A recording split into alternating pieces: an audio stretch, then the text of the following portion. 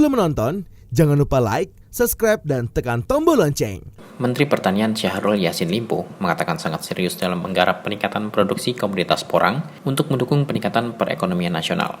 Salah satu terobosannya dengan mencetak banyak petani milenial yang inovatif, mampu melewati tantangan, dan mengkoneksikan pasar ekspor.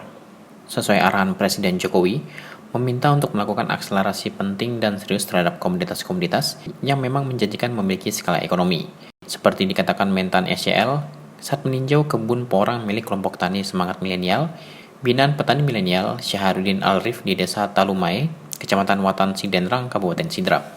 Mentan SCL mendorong petani-petani muda untuk bergairah dan memiliki kreativitas mengelola sektor pertanian sehingga menghasilkan produk siap pakai. Tidak hanya itu, petani milenial yang agresif dalam dunia pertanian juga akan disupport oleh jajaran pemerintah. Petani milenial kita membuktikan bahwa tanah yang seperti apa adanya ini dengan porang bisa menghasilkan miliaran rupiah.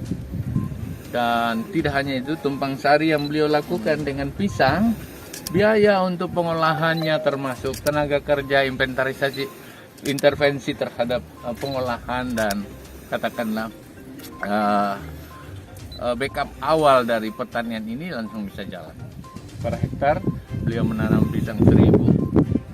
Dan itu untuk tahun pertama, sesudah itu akan beranak 3, berarti 3000, kurang lebih quote and quote dalam 7 bulan. Tetapi porangnya ini terus menghasilkan miliar, 1 hektar bisa puluhan juta. Ya tidak 10 juta, 20 juta, dia tentu puluhan juta lah, kurang lebih seperti itu. Saya kira yang seperti ini, petani-petani muda harus bisa bergairah bahwa pertanian itu menjanjikan sesuatu yang tidak miskin. Dan Presiden Pak Jokowi sangat meminta ini harus menjadi pionir-pionir anak muda kita yang punya agresivitas sangat agresif terhadap pertanian, harus didorong dan di backup oleh jajaran pemerintah. Menurut SCL, upaya memajukan komoditas porang hingga menghasilkan kualitas ekspor yang bagus melibatkan peran lintas kementerian.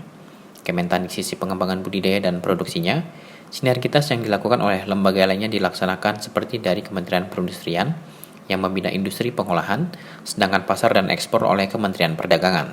Perlu diketahui, produksi komoditas porang sebanyak 80 hingga 85% dihasilkan dalam bentuk chips untuk diekspor, sedangkan 10 hingga 15% untuk konsumsi dalam negeri dalam bentuk beras porang maupun mie porang.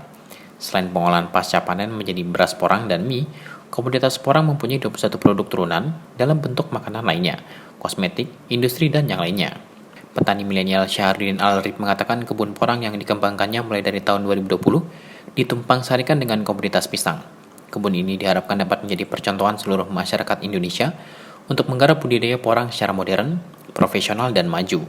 Syahrudin melaporkan ada 400 hektar lahan pengembangan di Kabupaten Sidenreng Rapang yang berada di 7 desa sehingga ke depan industri pengolahan hasil panen harus segera diupayakan untuk menghasilkan produk siap pakai yang akan diekspor ke berbagai negara. Sementara hingga saat ini, luas lahan porang di Provinsi Sulawesi Selatan baru mencapai 2.000 hektar, dengan hasil per hektarnya mencapai 270 juta rupiah hingga 300 juta rupiah. Pada kunjungan di Kabupaten Sidrap ini, Mentan Syahrul juga meninjau rice milling unit yang berada di Kabupaten Sidrap. Tidak hanya itu, Mentan juga sekaligus melepas truk mobil beras yang akan didistribusikan ke Kupang. Bupati Banyuwangi Ipuk Fiestiandani meluncurkan program Jagoan Tani untuk mengajak anak-anak muda setempat menggeluti bisnis pertanian dengan segala subsektornya.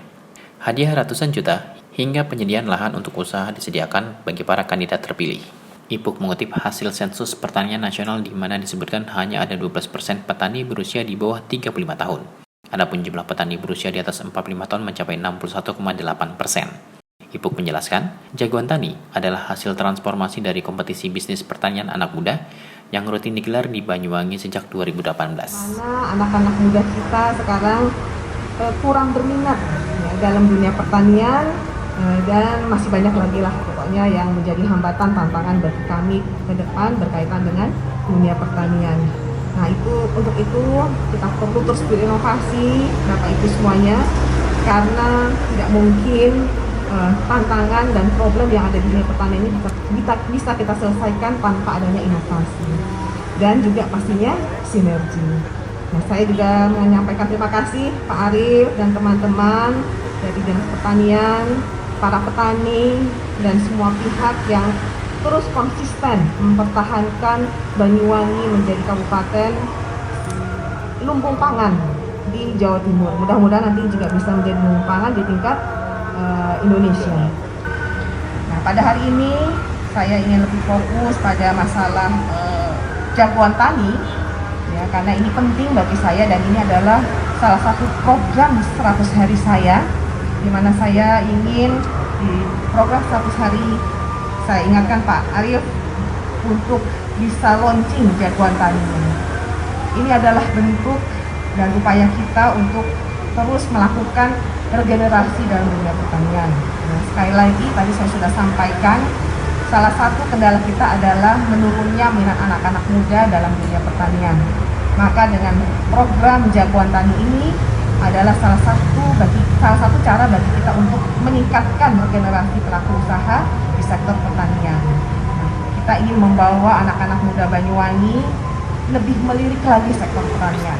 Sejumlah mentor bakal dihadirkan untuk anak muda Banyuwangi terkait konsep bisnis pertanian modern. Ada dosen hingga praktisi.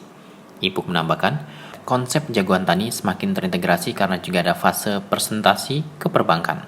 Kepala Dinas Pertanian dan Pangan Banyuwangi Arif Setiawan menambahkan, tahapan jagoan tani akan dimulai dengan sosialisasi luas ke pusat-pusat aktivitas anak muda seperti kampus dan komunitas.